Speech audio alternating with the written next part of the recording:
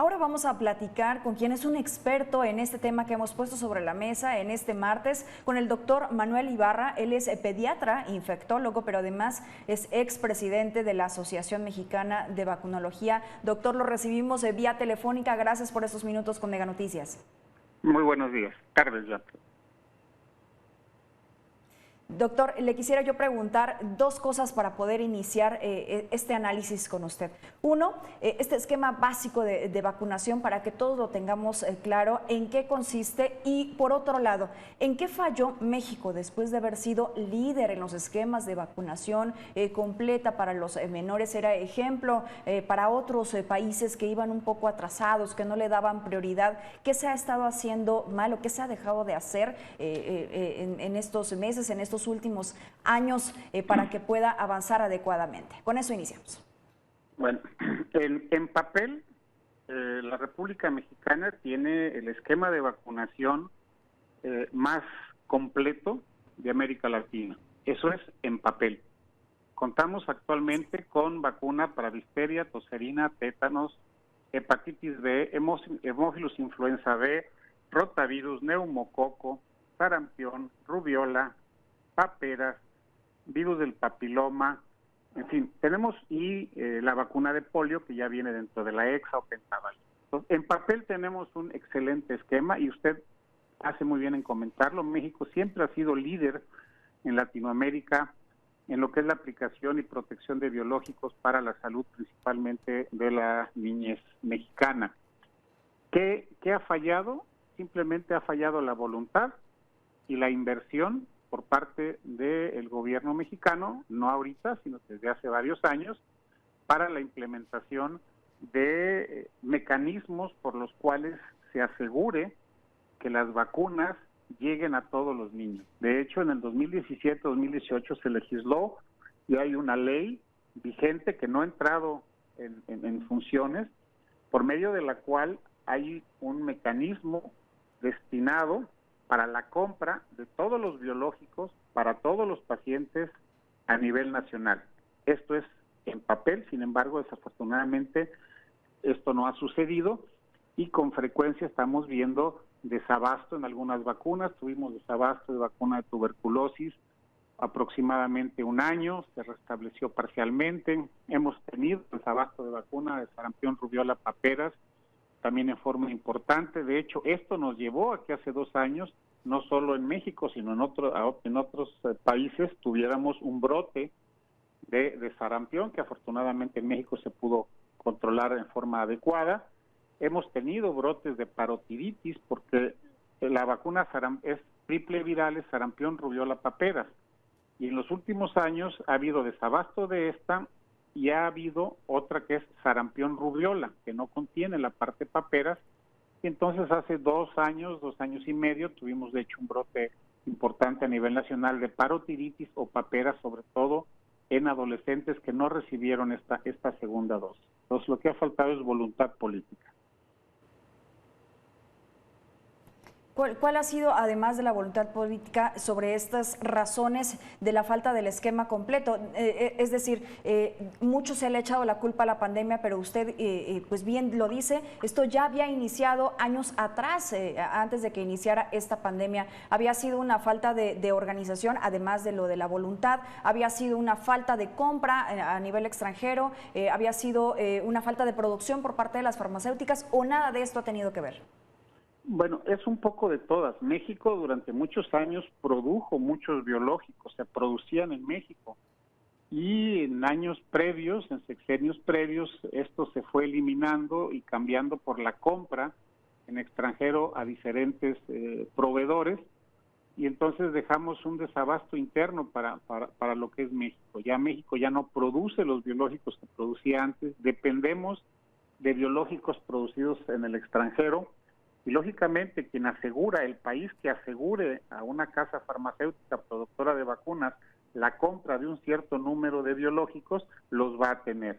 Si solamente se piden pero no se pagan o no se hacen los acuerdos reglamentarios, esto nos va a causar problemas. Y bueno, efectivamente, esta pandemia lo que ha venido a hacer es agudizar agudizar el problema. ¿Por qué? Porque los abastos, como sería algo tan sencillo como las jeringas, las vacunas o los frasquitos o los viales que llamamos para poder tener estas vacunas, han tenido una demanda muy grande para poder producir una vacuna contra el SARS-CoV-2 que previene el COVID-19.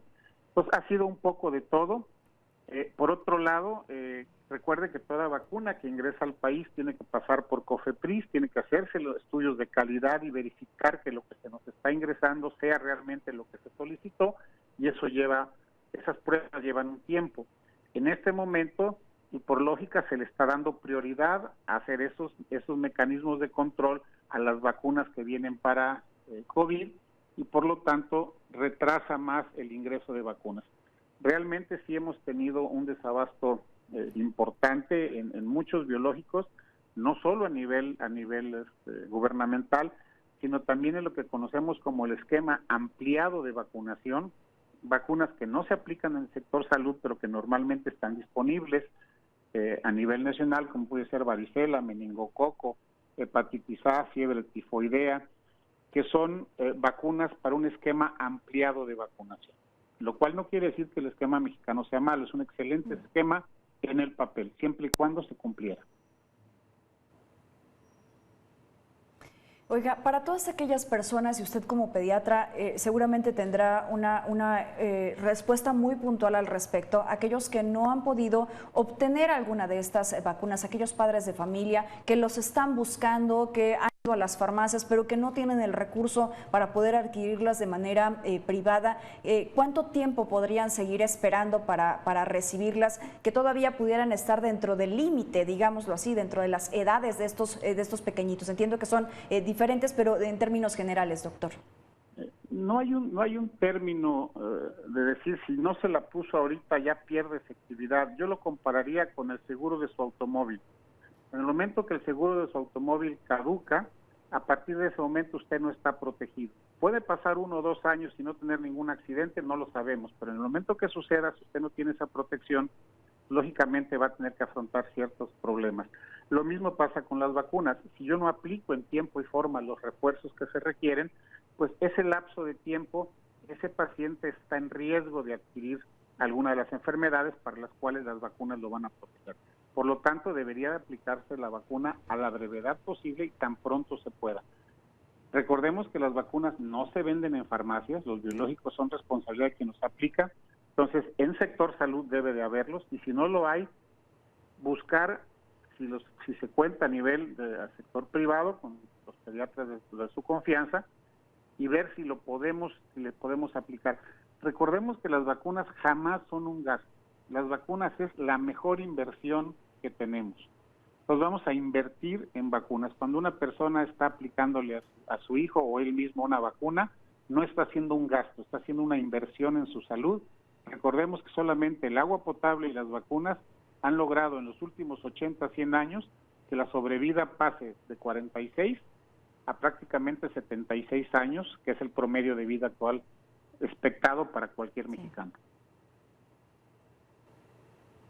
Y sí me parece que es uno de los puntos bien importantes de cuando se defiende precisamente la aplicación de las vacunas, estas cualesquiera que sean, porque también, bueno, ha venido esta, digamos, esta población que se rehúsa a aplicárselas por distintas razones que ven en internet, por distintas razones incluso religiosas, y que todavía se siguen resistiendo a este tipo de situaciones. Ahora, doctor, por otro lado, el subsecretario de Salud, Hugo López-Gatell, una vez más reafirmó sobre no aplicar las vacunas contra COVID-19 para niños y jóvenes, esto por toda la situación que ha venido surgiendo para el regreso a clases de manera presencial. ¿Usted coincide en no aplicar vacunas a los menores y a los jóvenes?